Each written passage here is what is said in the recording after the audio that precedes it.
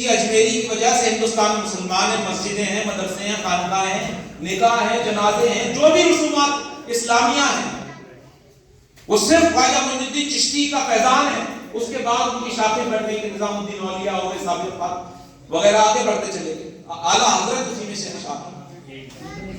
جب بھی یہ محفل ہو تو میں یہاں کے محلے والے سے کہنا چاہتا ہوں کہ یہ بہت افسوس کی بات ہے کہ ہم آخر میں نکل جائیں کہ مہمان ہمارے آ چکے ہیں اور ہم آخر میں۔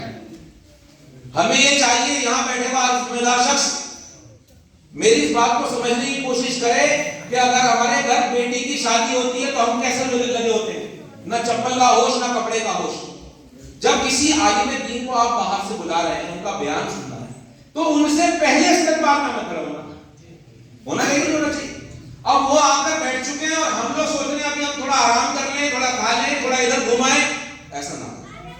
اللہ والوں کی محفلوں کا ادب سمجھیں۔ دیکھیے یہ محفلیں کرنا یہ فرض واجب نہیں ہے، لیکن آج ہم خواجہ کو یاد رکھیں گے تو یہ بچے بیٹھے ہوئے ہمارے مرنے کے بعد یہ خواجہ کو یاد رکھیں گے۔ ہم بھی کیوں رکھتے ہیں؟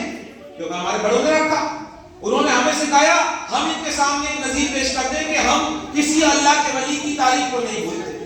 تو آپ اہل محلہ سے میری گزارش ہے کہ آئندہ جتنی بھی دینی محفل ہو اپنے دنیاوی کام قربان کر کے آؤ اللہ کی راہ میں، تب یہاں پر آپ تشریف لے کر آئیں۔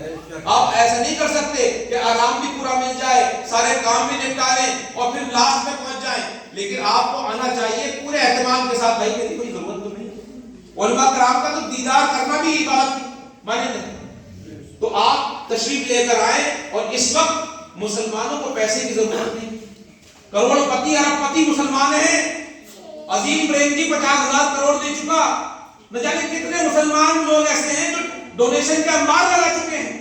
مسلمانوں کو پیسے کی ضرورت نہیں، بڑے نام کی ضرورت نہیں ہے، ایک ہی چیز کی ضرورت ہے، اسے اتحاد کہتے ہیں، ایکتا کہتے ہیں، اور ایکتا سوائے مسجد سے بڑھ کر ہمیں کوئی نہیں دے سکتا۔ ایک امام کے پیچھے کھڑے ہو کر جو ہمارے بیچ میں ایکتا بن سکتی ہے وہی ایکتا ہمارے کام آئے گی، ورنہ کچھ کام نہیں آنے والا ہے۔ باقی ہم فیس بک پہ سن کر انسٹاگرام پہ باتیں کر سکتے ہیں، اصلی کام یہ ہے کہ آنے والی نسلوں کے کندھے مضبوط کرنے ہیں کہ ہم نے جو دین اپنے بڑوں سے حاصل کر لیا ہے، اب ان بچوں کے کندھوں کو اتنا مضبوط بنانا ہے کہ مسجدوں کی، مزاروں کی، خانقاہوں کی، عیدگاہوں کی ذمہ داری یہ سمجھ سکیں۔ لیکن اگر آپ ان کے سامنے کمزور مثال پیش کریں گے اور لاپرواہی کا مظاہرہ کریں گے تو یہ بچے بھی سیکھیں کہ ہمارے بڑے لاپرواہ تھے، ہمیں بھی لاپرواہی کرنی۔ میرے آپ سے اپیل ہے، گزارش ہے کہ اپنے محلے کے اندر ایک انقلاب پیدا کرنا ہے تو سب کے سب نمازی بن جائیں، سب کے سب۔ اور یہاں پر ہمارے مولانا مناصر رضا صاحب مدرسہ چلا رہے ہیں، اپنی حیثیت سے زیادہ بچوں کو پڑھانے کی کوشش کر رہے ہیں، صبح پڑھا رہے ہیں، دوپہر پڑھا رہے ہیں، رات میں پڑھا رہے ہیں، عشاء کے بعد پڑھائی ہو رہی ہے۔